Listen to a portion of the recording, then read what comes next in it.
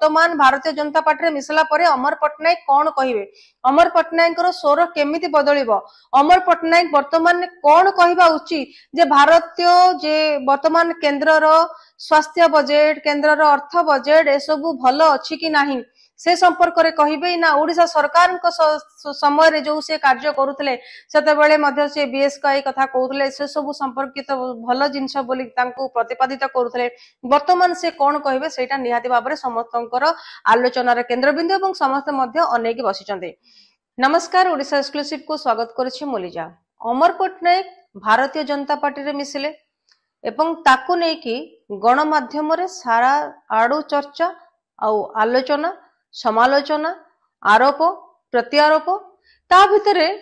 तारी से टॉपिक भितरे गोटे टॉपिक मने पड़े 2019 रु 2024 भितरे से जेतेबेले केंद्र सरकार को शाणित आक्रमण करुथिले एवं से आलोचना 100 रु अधिक विषय ऊपर से आलोचना करुथिले एवं तांकर सबु आलोचना तथ्य आधारित थिला कारण जेहेतु से जने ऑडिटर ऑफिसर थिले सेतेबेले फुल माने होमवर्क करके तांकर सब गुड़ाक तथ्य से आनिकी से प्रतिपादन करुथिले आउ केंद्र सरकार को से टार्गेट करुथिले। जेतेबेले से राज्यसभा सांसद हेकी जाइथिले बिजु जनता दल तरफरु से केंद्र सरकार को गोटे कथा कहिथिले जे स्वास्थ्य बजेट 2% रु कम माने जीडीपी रो 2% रु कम जहा कि अधिक हबार थिला। एमती भावरे से अनेक कथा को से जने ज्ञानी लोक एवं तांकर जेतिकी से जेहेतु जने ऑडिटर ऑफिसर थिले एवं से बिजु जनता दलर मुखपात्र थिले से सांसद मध्य थिले एवं से आईटी रे मध्य मुख्य थिले।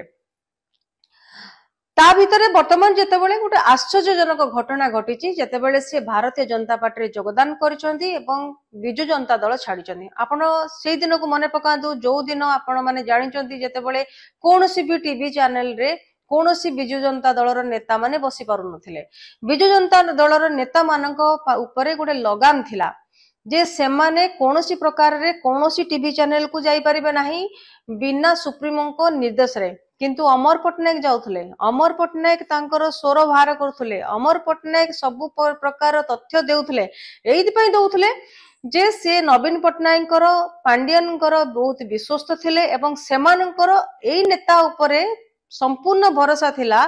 जे जेतेबेले तांको मुहरु जो कथा बाहरिबो ताहा निहाती भावरे तथ्य आधारित हेतिबो से कोनोसी एपट सेपट स्टेटमेंट देबे नाही जहा कि वर्तमान नेता माने दउचंदी जेतेबेले काम को सोहेला भलिया कथा कहउचंदी जेतेबेले अन्य मानक ऊपर कादुओ छिटका करूचंदी एवं अजथा जो समालोचना करबा से सब समालोचना अमर पट्टनायक करूनथले। अमर पट्टनायक जहा भी दउथले ताहा तथ्य आधारित थिला जेमिति कि आपण मने पकंतु जेतेबेले कोविड समय माने कोविड-19 समय जेतेबेले घटना सब घटितला से मध्य केंद्र सरकार को सेतेबेले गोटे अटैक करथिले एवं से कहिथिले जे कोविड परे ग्रामांचल रे बजेट रो आवश्यकता बहुत अधिक थाए किंतु केंद्र सरकार जो बजेट करिसंदी से बजेट किछि न हो बोले कि से टारगेट करथिले केंद्र सरकार को। तापरे से कहिथिले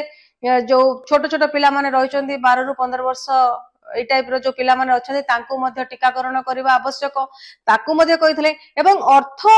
बजेट ऊपर मध्य से ताकू मध्य से कमेंट करथिले ताकू मध्य से आलोचना करथिले जे केंद्र सरकार मात्र 5 रु 6 जण शिल्पपति धनी श्रेणी लोक मानक पई बजेट तयारी करचंदी गरीब लोकन पई से बजेट तयारी करनथले।